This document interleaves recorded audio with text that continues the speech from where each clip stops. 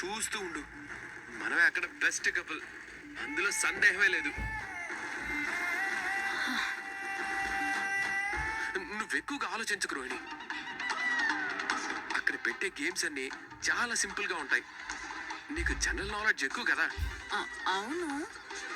మరింకేంటి, వాళ్ళు అడిగే ప్రశ్నలన్నిటికీ టపా టపా సమాధానాలు చెప్పేద్దాం. రెండో జంటకి ఛాన్స్ కూడా ఇవ్వం. అది కాదు మనోజ్, నేను చెప్పేది వింటావా? ఆ బాలుగాడు మనల్ని ప్రతి నెల 50,000 రూపాయలు వస్తే వాడికి 2 నెలలు 50,000 ఇచ్చేయచ్చు. ఆ తరువాత షోరూమ్ లో వచ్చే ఆ ప్రాఫిట్ మనకి మిగిలినట్టే కదా. ప్లీజ్ రోహిణి, వెళ్దాం రోహిణి. కాదనుకు Rohini, please Rohini. Over action చేయకు. నేను ఆలోచిస్తుంది ఇంకేదో కాదు. మరి ఇంకేంటి? మనం కాంపిటీషన్ లో ఎలా విన్ అవ్వాలా అని ఆలోచిస్తున్నాను. ఏ కాంపిటీషను? బాసు, నీకు స్క్రూ లూజా? ఇందాక మనం ఏ కాంపిటీషన్ గురించి మాట్లాడుకున్నాం? వాళ్ళెవరూ వెళ్ళట్లేదు, మనం మాత్రం ఎందుకు అనుకున్నాం కదా. అనుకోలేదు, నువ్వు అన్నావు. నేను ఇంకా థింకింగ్ లోనే ఉన్నాను. థింక్ చేసి ఏం డిసిషన్ తీసుకున్నావేంటి? అయినా వాళ్ళు రాకపోతే మనకేంటి, మనం పార్టిసిపేట్ చేద్దాం. ప్రైజ్ మనీ మిస్ అవ్వడం ఎందుకు? ఇది మరీ బాగుంది. ఇక్కడే మన ఇద్దరి మధ్య టామ్ అండ్ జెర్రీ ఫైట్ నడుస్తూ ఉంటుంది. అక్కడికి వెళ్ళి ఎలా గెలిచేస్తాం? అవన్నీ లైట్ తీసుకో, నా వల్ల ఏ పని కాదు. ఎందుకు గెలవం? అదేమన్నా ఒలింపిక్సా భయపడడానికి? జస్ట్ బెస్ట్ కపుల్ కాంపిటీషన్ అంతే కదా. బెస్ట్ కపుల్ అని మనం అనుకుంటే సరిపోతుందా? వాళ్ళు అనుకోవాలి కదా. ఎవరైనా అంటారు. వాళ్ళ దృష్టి మనకు తగలకుండా ఉంటే చాలు. అసలు మనం బెస్ట్ కపుల్. పడుకోండి. ఆ మంచాల మనోజ్ గారు మనల్ని చాలా తక్కువ చేసి మాట్లాడుతున్నాడు మీనా. వాడికి ఎలా జరగాలంటే ముందు మనం పోటీకి వెళ్ళాలి, అక్కడ గెలవాలి. అది మనలాంటి వాళ్ళ వల్ల అయ్యే పని కాదు మీనా. మరి ఇంకెలా బుద్ధి చెప్తారు? తనతో గొడవ పడతారా? అదే ఎలా అని ఆలోచిస్తున్నా. చూడండి, మనం ఈ పోటీలో గెలిస్తే మీరనుకున్నట్టే ఆ మంచాల మనోజ్ చిచి మీ అలవాట్లని నాకు వచ్చేస్తున్నాయి. మీ అన్నయ్యకి మనమేమీ తక్కువ కాదని నిరూపించుకోవచ్చు కదా. అదే నిజమే గాని మనం ఎలా గెలుస్తాం? అక్కడికి ఎవరెవరో వస్తారు, వాళ్ళందరిలో మనం ఆడతామా? ఎవరెవరంటే వాళ్ళేమైనా ఆకాశం నుంచి ఊడిపడతారా? వాళ్ళు కూడా భార్యాభర్తలే కదా. అంటే వాళ్ళు డబ్బున్న వాళ్ళు కదా.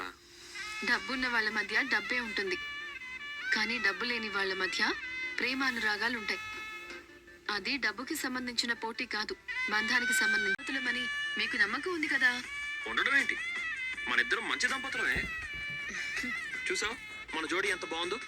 మన ఇద్దరికి బయట అభిమానులు ఉన్నారు మీనా కదా. ఆ నమ్మకంతోనే వెళ్ళి గెలుద్దాం. అక్కడ గెలిస్తే 1,00,000 రూపాయలు ఇస్తారండి. గుర్తుంది.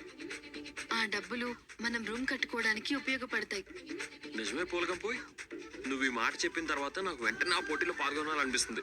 నాకు ధైర్యం ఇచ్చినందుకు థాంక్స్. మళ్ళీ పెగ్గు తప్ప ఏదైనా వేసుకోండి. స్వర్ణయుగాన్ని ఇప్పుడు ఎందుకు గుర్తు చేస్తావులే? అంటే ఏంటి? ఇప్పుడు నేను ఆ సాంఘిక శాస్త్రాన్ని తిరగలేను. మంచిది. పెళ్లి నడక దీన్నే కాటువాకు అంటారు. సామజవర గమనలా ఉన్నావు. అంటే ఏనుగు నడక అని అర్థం అన్నమన్న. నేను బొత్తుగా ఉన్నా ముద్దుగానే అన్నానా? ఏ బలహీన క్షణంలో అన్నాను. అయినా ఈ అవతారం ఇంత మనం ఏమాత్రం తీసుకోకూడదు కదా. పులిని చూసి నక్క వాత పెట్టుకున్నట్టుంది. నాకు ఇవేమి వద్దే. తెలియకుండా వెళ్ళాలి. ముఖ్యంగా బాలుగడికి అస్సలు తెలియకూడదు.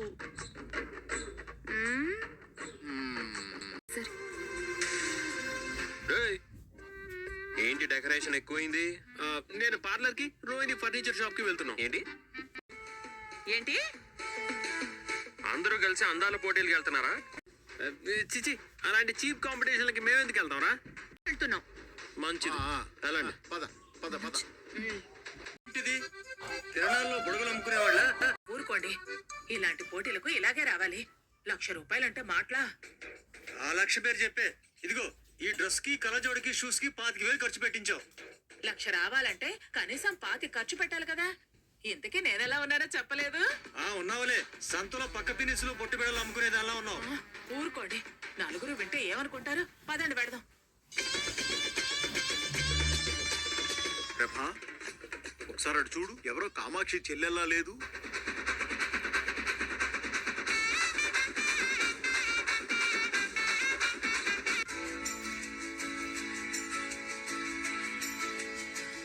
ఎరా మనోజ్, ఇక్కడికి వస్తున్నట్టు ఒక్క మాట కూడా చెప్పలేదు. నువ్వు మాత్రం చెప్పావా ఏంటి? గుడికి వెళ్తున్నానన్నావు, నాన్న తీసుకొని వచ్చేసావు. లక్షావతి వచ్చేసిందన్నమాట. లక్షాధికారులే కాదండి, లక్షల మింగిన మీ అన్నయ్య గారు కూడా వచ్చారు.